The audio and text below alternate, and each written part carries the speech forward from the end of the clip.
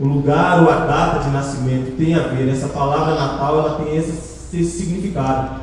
Vocês já ouviram dizer, fulano de tal, qual é a sua cidade natal? Ou de que cidade você vem? Qual é o seu lugar de nascimento? Natal significa isso também, lugar onde as pessoas nascem, ou a data em que as pessoas nascem. Um ano natalício, uma data natalícia, representa isso. E essa data começou a ser comemorada a partir do século IV, porque até antes do século IV era comemorado o Natal, mas não no dia 25, era comemorado em datas diferentes, em dias diferentes. Mas a partir do século IV foi estabelecido pelo imperador que essa data era uma data oficial. 25 de dezembro passou a ser uma data oficial de comemoração de Natal, do nascimento de Jesus.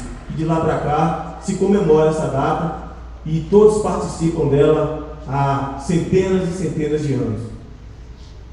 Mas nós precisamos compreender um pouco nessa noite e refletir sobre o Cristo por trás dessa festa, ou o que nós estamos fazendo de Jesus, o que Ele representa para mim e para você, para a nossa fé, o que esse momento representa para nós, estar aqui neste lugar. E pensando sobre isso, eu quero dizer que Cristo não é o Papai Noel das realizações. Primeira coisa que Jesus não é o Papai Noel das realizações. Nós ouvimos e vemos muitas felicitações, e até mesmo em nome de Jesus, para que Jesus realize todos os seus sonhos. Eu não sei se Jesus quer realizar todos os nossos sonhos. Eu sei que Jesus quer que nós estejamos à vontade de Deus. Talvez você diga, mas essa afirmação sua é muito dura. Mas não vejo na palavra nenhuma ideia de que Jesus quer realizar todos os nossos sonhos. Não há na palavra essa afirmação. O que existe na palavra é que Deus quer que nós sejamos parecidos com Jesus. Há uma afirmação de Jesus para nós que Ele diz que aquele que quiser vir após mim, negue-se a si mesmo. Tome sua cruz e siga-me. Há na palavra de Deus uma afirmação de Jesus Cristo dizendo que aquele que não nascer de novo não pode ver o quê? Essas são afirmações verdadeiras. Essas felicitações você pode dar para qualquer pessoa. Olha, se você não nascer de novo, você não tem como fazer parte do reino dos céus, porque isso é uma certeza. Então Jesus não é o Papai Noel das realizações. E Jesus não veio para satisfazer ou realizar todos os nossos sonhos. Não há na Bíblia esse versículo ou essa afirmação de que Jesus vai satisfazer todas as nossas realizações. Mas não fique triste não. Não fique triste se Jesus não satisfizer as suas realizações, todos os seus sonhos, porque Jesus vai suprir todas as suas necessidades.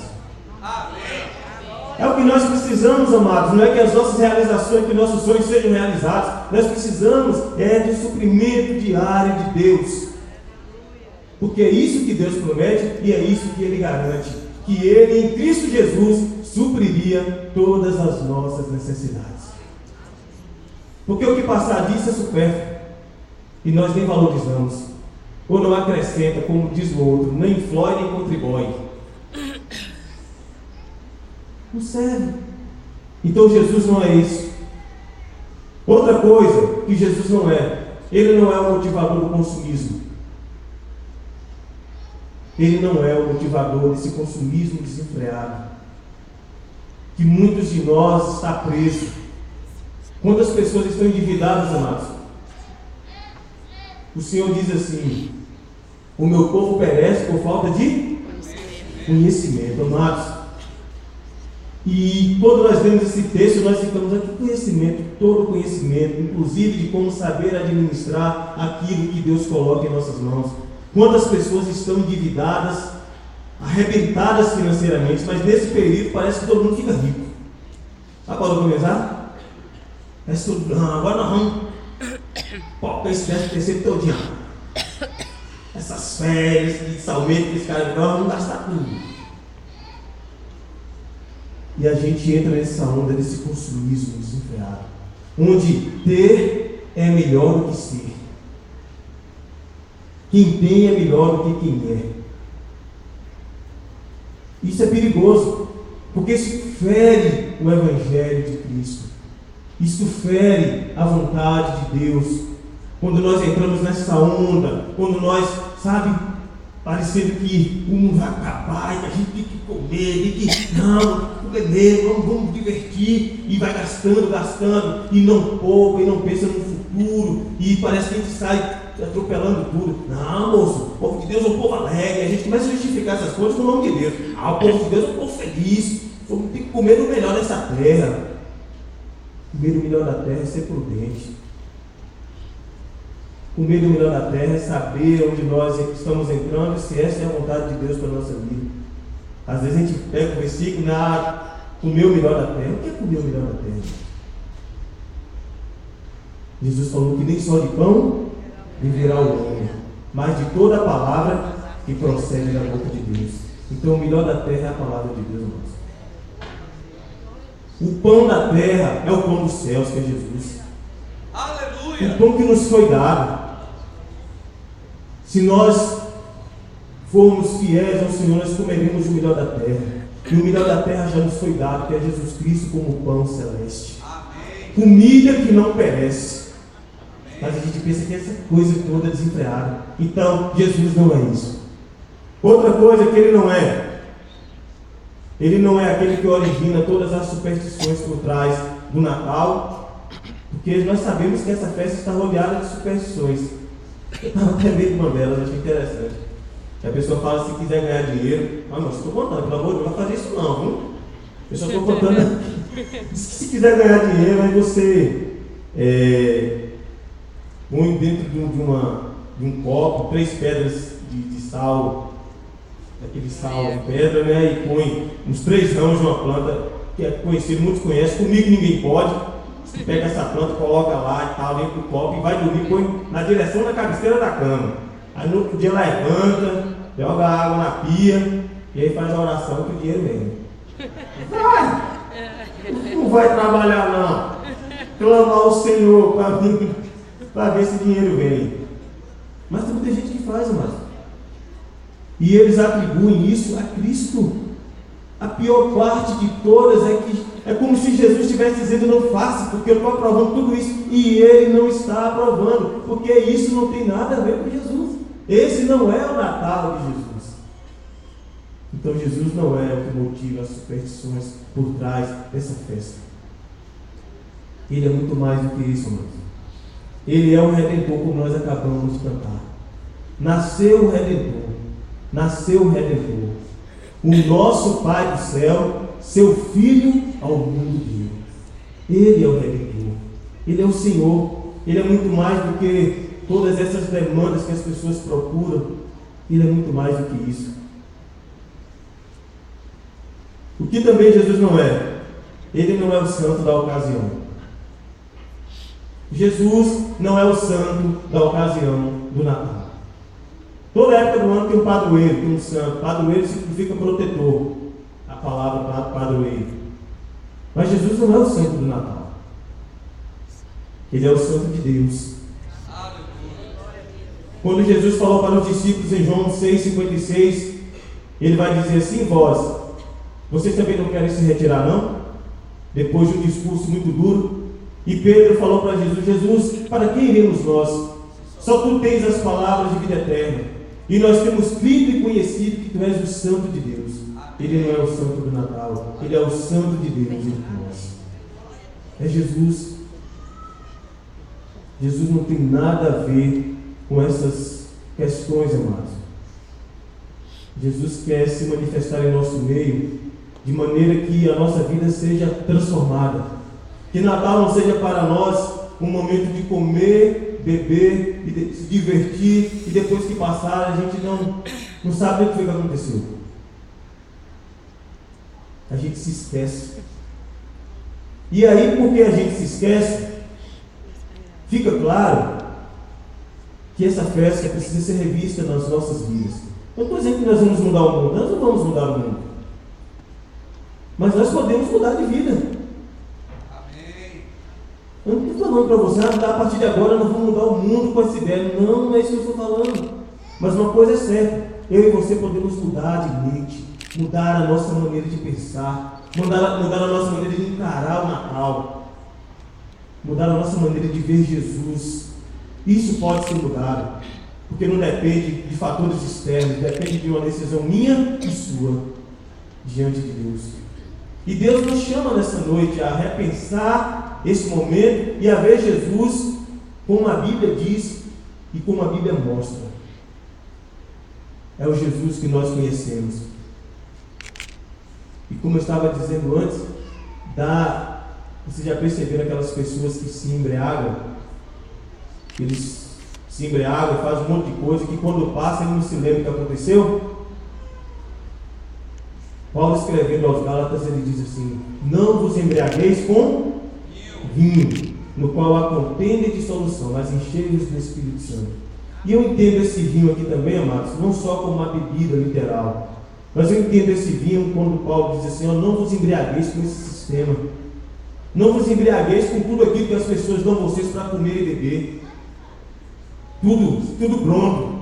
Nós estamos na era do fast food, nós estamos nessa era de tudo rápido, tudo pronto, comida, tudo pronto, tudo prontinho, inclusive as ideologias, as ideias que elas vêm até nós, elas já estão todas prontinhas no pacote e nós podemos comprar e temos comprado essas ideias para nós. Inclusive a ideia do Natal, do consumo, de ter ao invés de ser, de todas essas superstições e de tudo isso. Mas Jesus é muito mais. E eu gostaria que os irmãos abrissem suas Bíblias novamente no texto que nós lemos, se não Ariano leu, que está lá em Isaías.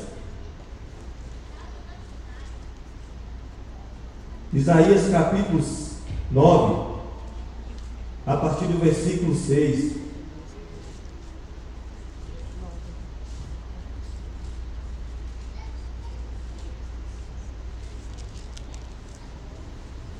Isaías 9, 6. O profeta tem uma descrição, porque Isaías é conhecido como profeta messiânico, e ele traz uma profecia acerca de Jesus nesse texto, em outros também, mas nesse aqui. E ele vai dizer: porque o quê? Um menino nos nasceu, um filho se nos deu, o governo está sobre os seus ombros, e o seu nome será Deus forte, Pai da eternidade, Príncipe da paz. Porque um menino nos nasceu. Não há como negar que ele nasceu. Não há como negar que um menino nos nasceu, mas não foi qualquer menino. Foi o Deus que se fez carne. É o Verbo que se tabernaculou. O Deus que veio morar entre os homens. Porque um menino nos nasceu. E um filho se nos deu, ou um filho foi dado a nós. Você já parou para pensar em Jesus como o presente de Deus? Como alguém que preparou um presente com o bem mais precioso que ele tinha, o que ele tem, e chegou aqui nas mãos de Biro e falou: Biro, está aqui o presente. Um filho nos foi dado. É esse Jesus que nós conhecemos. Ele vai além das festas. Aleluia. Ele pode até estar nas festas, mas ele vai além das festas, porque ele é o Verbo de Deus. Antes que todas as coisas existissem, ele é. Ele não está restrito a esse tempo nosso, ele não está restrito àquilo que nós imaginamos de comemorações. Ele vai além. Ele vai além. Ele vai além. Mas o que nós fizemos dele? O que nós temos feito de Jesus chamado Cristo?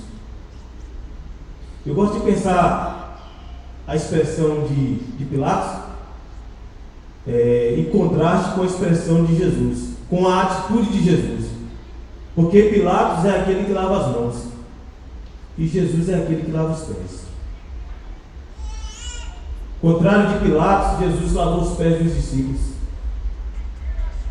A atitude de Pilatos é uma atitude de omissão, a atitude de alguém que não quis assumir a responsabilidade. E muitas vezes acontece com a gente também. Quando nós estamos diante de uma decisão muito difícil, uma decisão que nós precisamos escolher entre Cristo e entre o pecado, escolher entre Cristo, fazer a vontade de Deus ou fazer a nossa própria vontade. E aí muitas vezes nós lavamos as mãos, ou Senhor, tu sabes, a carne é fraca. Sabe o que é isso, irmãos? Lavar as mãos, omissão. Nós somos omissos com nós mesmos, quando nós podemos tomar a decisão de dizer, não, eu assumo Jesus, porque Ele me amou primeiro, e eu quero amá-lo. O testemunho de Jesus seria suficiente para a conversão de Pilatos, até porque Ele mesmo afirmou que não via mal algum naquele homem. Mesmo assim, Ele preferiu lavar as mãos. Isso serve para nós, com os nossos amigos, quando nós sabemos que o nosso amigo é inocente, quando nós sabemos que um amigo nosso não fez nada e a gente percebe outras pessoas sentando o pau nele e a gente não faz nada. A gente é omisso. Não quero me envolver com isso. Eu não me envolvo com essas coisas. Não. E a gente sabe que a pessoa não é nada daquilo. Mas a gente prefere ficar calado. Porque ficar calado não se compromete. Quantas vezes, amados, somos assim? Inclusive, quantos de nós até compartilhamos essas coisas para não nos comprometermos, mas você se comprometeu de qualquer jeito.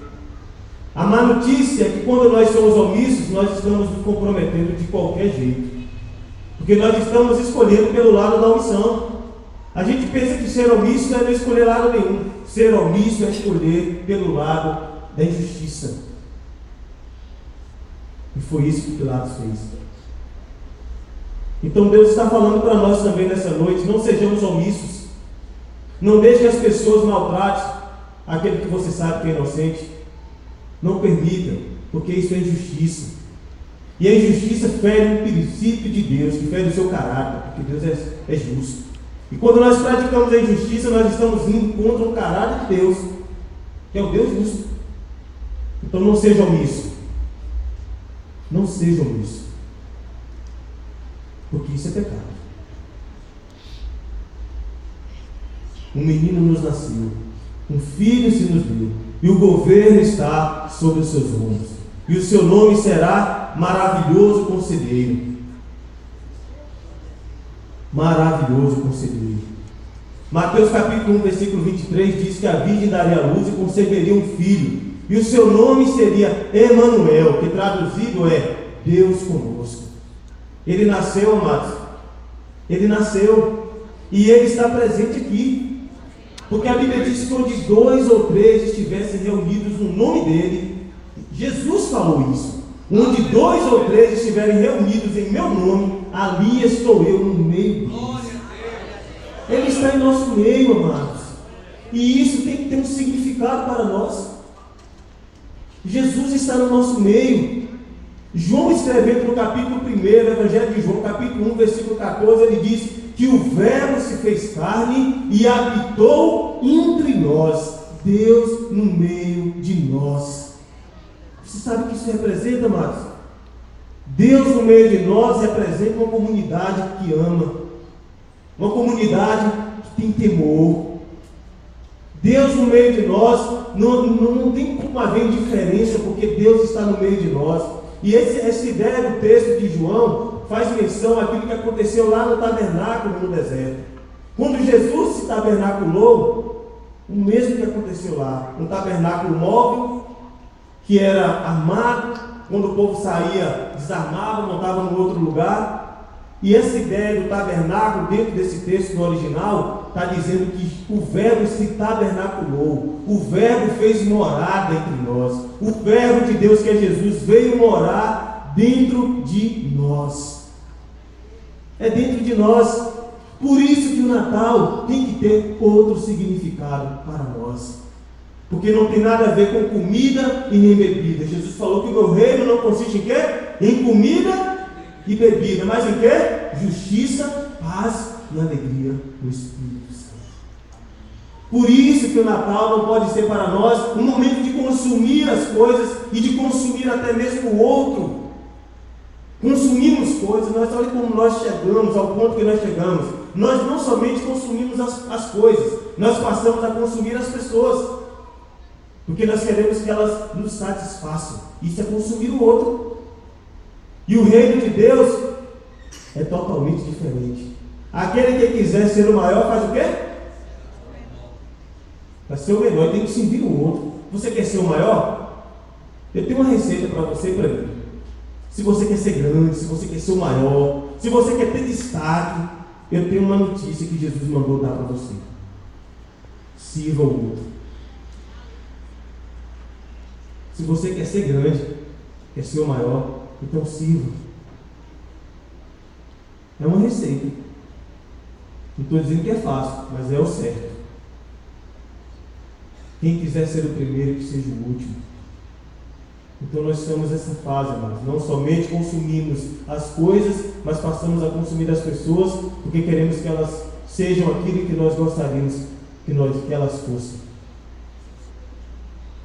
Mas o Senhor Jesus Cristo traz para nós nessa noite a ideia de que Ele veio morar dentro de nós, Ele veio habitar no meio de nós, e por isso o Natal, que nós celebramos o nascimento de Jesus, tem que ser para nós um Natal onde Cristo resplandece dentro de nós, onde nós somos mais sal e mais luz. Natal é quando Cristo resplandece em você e em mim, porque Ele nasce para as outras pessoas. Jesus mesmo falando: vós sois o sal da terra, e vós sois o quê? A luz do mundo. E Jesus vai dizer: olha, a luz de você tem que resplandecer diante dos homens, para que eles vejam as boas obras de vocês e glorifiquem o Pai que está no céu. E quando essas coisas acontecem, Jesus começa a nascer na vida das pessoas. Então isso é Natal.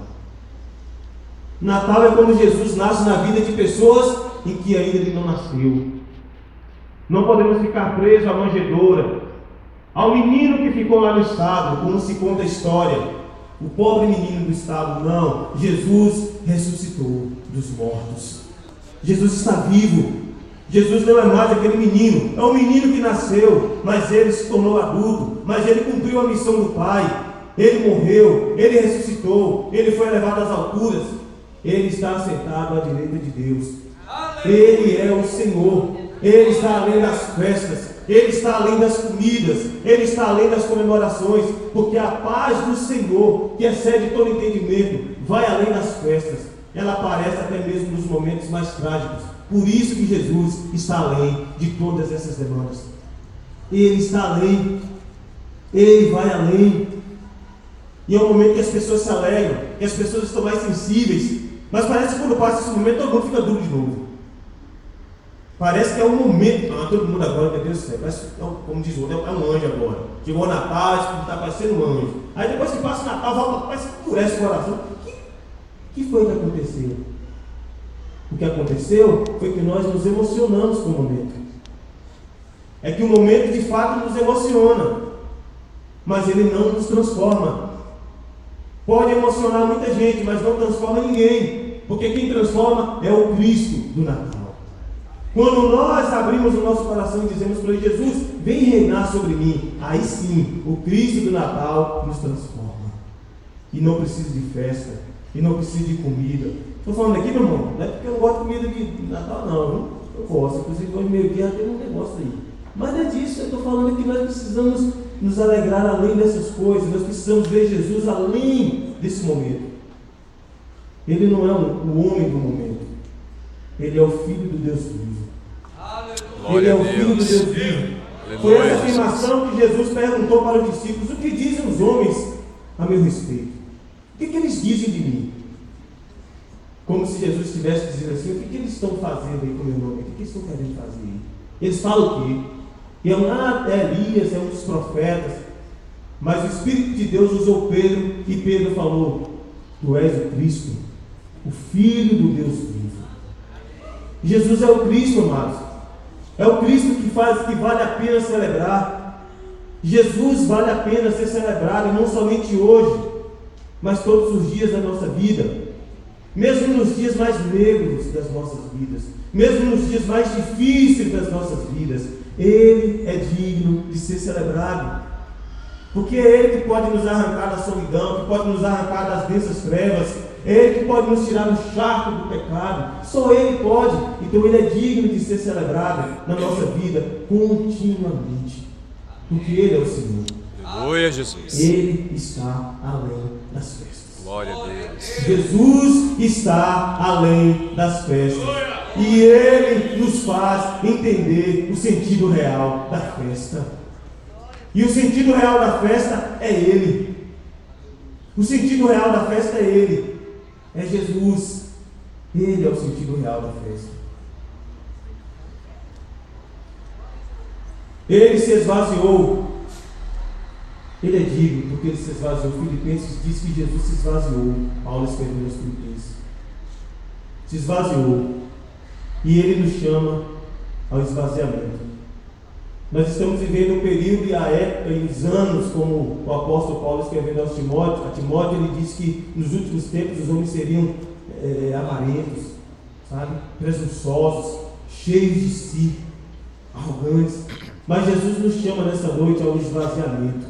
O Cristo do Natal está chamando a mim e a você nessa noite para nos esvaziarmos, para nos enchermos dele. Jesus está nos chamando nessa noite a nos esvaziarmos, assim como Ele fez. Porque o Natal não faz sentido quando nós somos cheios de nós. Quanto mais cheios de nós, mais longe Jesus está. Grave isso no seu coração. Quanto mais cheios de nós estivermos, mais distante Jesus está. Sabe aquela história? No mudo, não tem que me faça mudar. Já viu gente falando assim? Eu não mudo, eu sou assim mesmo. Quem me conhece já sabe que há anos eu sou assim. Jacó também era assim. Trapaceiro, né? O próprio nome já significava usurpador. Até o dia que ele se encontrou com Deus. E Deus mudou a sua história. E Deus falou para ele: agora você vai chamar Israel. Aleluia. Porque não existe essa história, eu sou assim, eu permaneço assim. Isso é quando nós estamos cheios de orgulho, quando nós estamos cheios de nós. Mas Jesus, o Cristo do Natal, está aqui.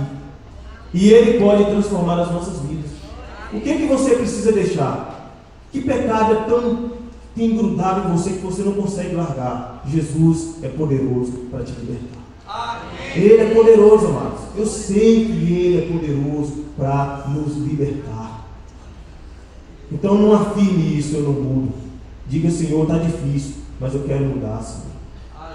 Sabe por que preciso mudar? É preciso mudar porque é a única maneira de nós andarmos com Cristo. Não estamos completos, mas é preciso haver no nosso coração um desejo constante de mudança, senão não tem como caminhar com Ele.